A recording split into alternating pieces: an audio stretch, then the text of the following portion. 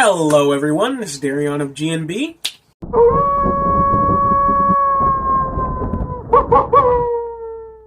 And today we are continuing our little celebration of the Halloween season by taking a look at Scream 2.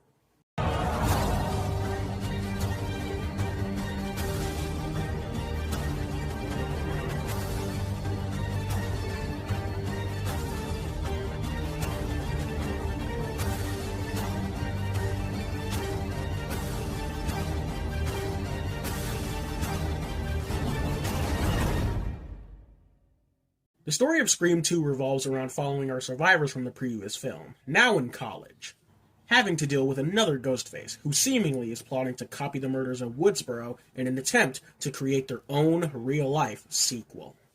Due to the big success that was the first Scream movie, of course it warranted a sequel to be made, but way quicker than anyone could have possibly expected.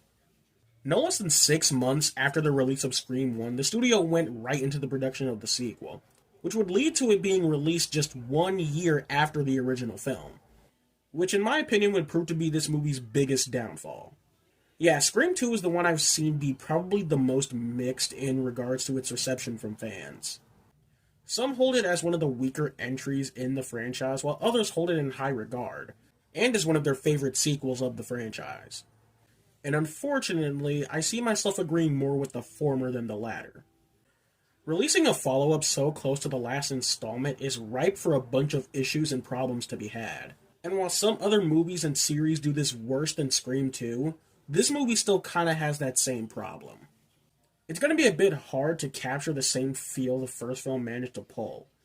But I don't know, I always find myself not really caring too much for this film in comparison to the other ones. I need to preface that I don't find this movie to be terrible or even bad for that matter, just forgettable in the grand scheme of things. For a sequel that drops the very next year of its predecessor, it could have definitely been worse. The story here isn't all too bad. The college setting is ripe for a murder mystery slasher, and I think this film utilizes its setting pretty well. And this movie further delves into the meta angle in a pretty interesting way, being the introduction of the stab films. The movie within a movie that adapts the book that Gale Weathers' character wrote of the events of the first film. What I have to say about the stab movies only slightly applies to this film, but more so how they're utilized in later sequels. Firstly, I like that they did this. It gives the writers more room for creativity when it comes to analyzing not just the horror genre, but the Scream movies themselves in a really fun way. I like how this little background element in Scream 2 managed to spawn off and become a pretty cool reoccurring plot point in the later films. And it also serves as clever commentary on certain tragedies being turned into opportunities for journalists like Gale, or big movie studios to make light and profit off of them. The movie also, of course, makes a bit of commentary on sequels, stuff like what the best sequel is, the rules of how slasher sequels work, etc. Now, in comparison to the first film, the commentary on slashers is far more toned down, which whether or not is a good or bad thing is completely up to you. But me? I'm fine with it. I think this movie properly balanced the meta-commentary with the main plot and scares pretty well. Not saying that the first film had too much of it or anything, but you can tell that this film had a more even split. That doesn't mean it's always perfect. I do think the whole classroom convo about sequels was a little too heavy-handed. I can never really buy into it all that well or take it all too seriously because it doesn't really feel all that natural, I guess. And the scene where Dewey and Randy go over the sequel rules is fun, but I don't think this movie lived up to the whole Carnage Candy premise that Randy brought up. Because Casey Becker and her boyfriend's deaths from the first movie were far more gruesome than anything this movie really had to offer. They also try to throw in some discussion of stuff like violence in movies influencing serial killers, and I think that was a pretty nice touch.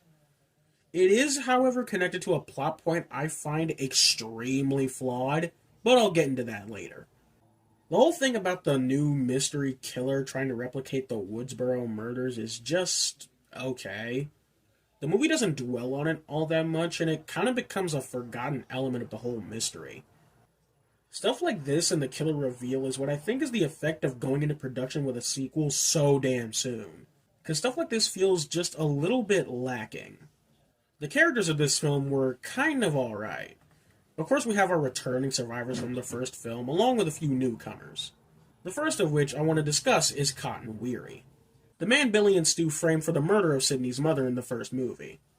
It was a genuine surprise to see them bring back Liev Schreiber for this role, who in the first movie got like damn near 2 seconds of screen time. I thought Cotton was great in this film. He was treated as the film's biggest red herring. Schreiber does a great job at being creepy as shit. And I like how he's a bit of a wild card who only has his best interests in mind. And Sydney's new boyfriend, Derek, aka the wet t-shirt guy from Piranha 3D. He was cool. Had that weird singing scene that was kind of weird and awkward. It did suck to see him die, though. He and Sydney were cute together, and it just further added on to the tragedy of Sydney's life. Especially seeing that in his last moments, it's really hard for her, and by proxy the audience, to truly trust him. Gale's new cameraman, Joel, was pretty fun. And he managed to do what dozens of audience members say they would do in a situation with a mystery killer. And that's to just get the fuck out. No, seriously, the man just straight up left the movie for like the next hour before coming back at the end. That's fucking hilarious. Everyone else outside of our returning survivors, I just found to be alright. I didn't care much for Sydney's roommate or any of the other college kids. They had Sarah Michelle Gellar in here and sadly didn't do that much with her. And now for our returning survivors of the last movie, starting with Gale. Gale is still a self-centered reporter, but in this film she starts to grow a bit of a heart. Yeah, she's still a little bitchy at times, but that's what we love about her. And it's just nice to see her actually grow and care for others instead of her own interests. And Dewey, still a bit of a goofy guy, but he's matured far more from the last film. In that in this film he takes the role of everyone's older guardian. And it's nice to see him stand up for himself when dealing with Gale's bullshit. And it's even nicer to see their relationship start to blossom. Sydney just further proves herself to be a kick-ass protagonist. From the second we're reintroduced to her in this movie, she's already not taking any shit from dumbass prank callers. Even when we get the first really real phone call with Ghostface, she doesn't even for a second show any kind of fear or hesitation. Neve Campbell does an outstanding job. That scene where she's looking at the wounded Derek, as you can see the pain in her eyes as she realizes it's all happening again, was fucking fantastic. And Randy. Look, Randy was great in the first film, and just as great in this film. He serves as a reflection of the horror movie audience, and you can never get enough of him, which is why it broke my goddamn heart to see him die. Which I'm shocked to hear a lot of people outright hated. Look, if all 4 of our core survivors survived this film, it'd feel like these guys are all invincible. So there had to be a casualty. And unfortunately, it had to be Randy. The cast as a whole did an amazing job. Even the background characters that I didn't care for all that much still were performed incredibly well. Now let's get into our ghost faces for this movie, and the general reason for why I'm not that fond of this movie compared to the others. Whenever I talk about how dropping this movie the very next year of the first being a mistake, this right here is the biggest thing I point to, because to me, this is where the movie kind of falls off a tad. So, our killer this time is none other than...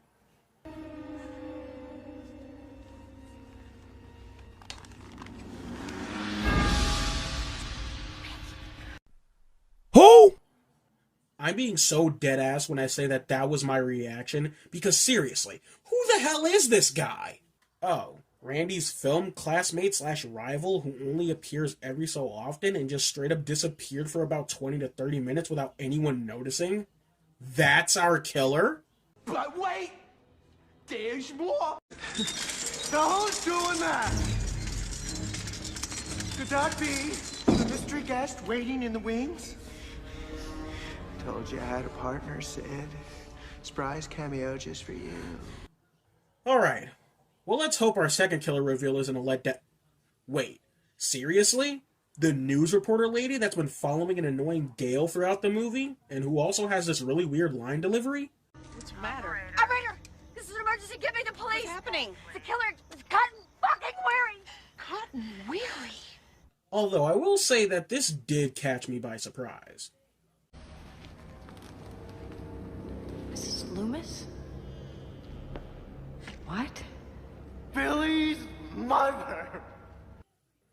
But then it's immediately ruined by some BS about her losing weight and getting plastic surgery, which somehow made her completely unrecognizable. Well, not unrecognizable enough, because Sydney pinned her in literally the first second of meeting her. See, Billy and Stu may not have been mind-shattering or reality-altering reveals, but they made up for it by being very well performed once the mask came off. Not only that, but they were also major players throughout the actual story. They were repeatedly seen hanging out and interacting with our main characters, which further helped the reveal.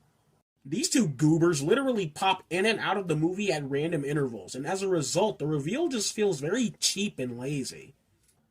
But whatever.